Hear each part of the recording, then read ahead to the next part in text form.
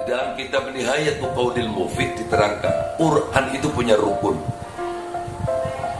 Arkanul Quran salasah. Quran itu punya rukun. Rukunnya ada 3. Islam punya rukun ada 5. Iman punya rukun ada 6. Quran punya rukun ada 3 rukunnya.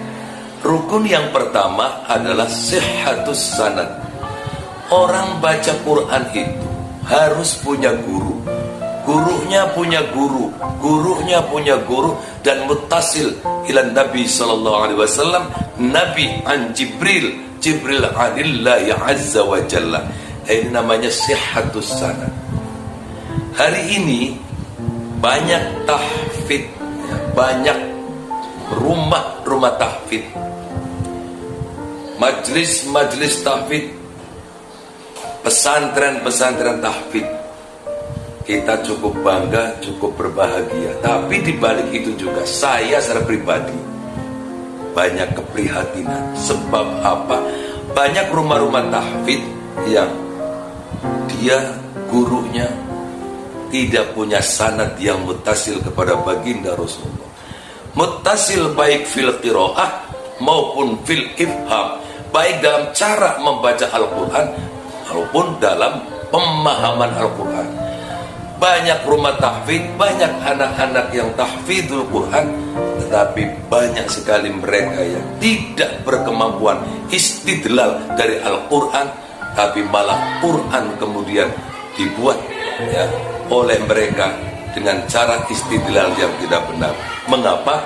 Karena mereka tidak memahami bagian-bagian daripada ulumul Quran yang akan menopang kemampuan seseorang beristidlal dari ayat Quran. Ini yang memprihatinkan. Rukun yang kedua, antuwafiqul qiraah wajhan min aujuhin nahwi. Ya. Ada riwayat lagi walau dhaifah.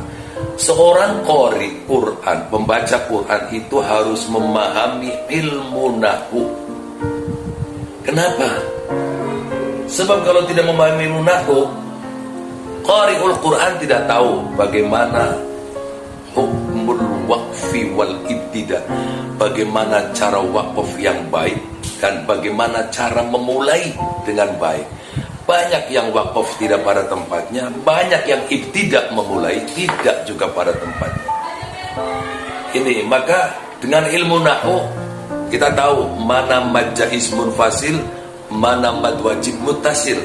Apabila ada mad tabi'i ketemu dengan hamzah dalam satu kalimat, maka disebut mad wajib muttasil.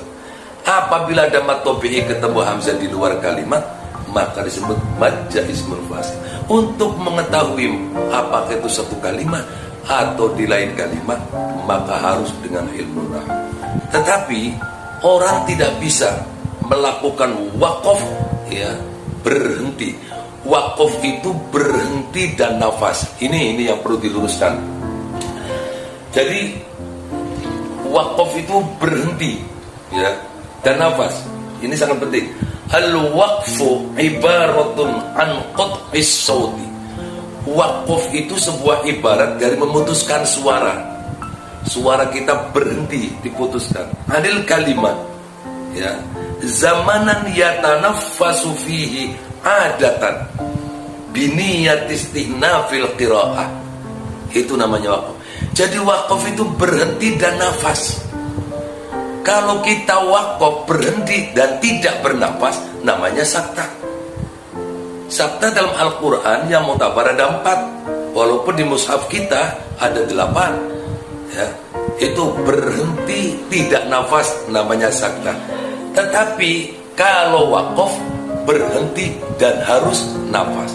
Rukun yang ketiga, ma'rifatul rasmil usmani. Seorang membaca Quran itu harus memahami rasmul usmani, mana huruf yang harus sendiri, mana huruf yang harus dikaitkan, digandeng, kata orang Cirebon.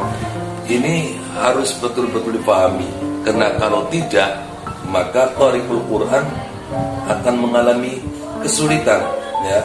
Mimma arifati torfin min ilmi rasmi kal maktu mana huruf yang harus diputus, wal mausul, mana huruf yang harus disambung, wasabit min hurufil maddi wal mahdhufi min huruf yang harus dibaca panjang, dan bahkan huruf panjang tapi kemudian dilepas, wa ma kutiba bita'it ta'nis, bagaimana tak ta'nis yang menyerupai ha, yaitu taknis marbuto, bentuknya kayak ha tapi ada titik duanya. Wa ma kutiba bita'it ta'nis allati kasratil ha. Kenapa harus memahami itu?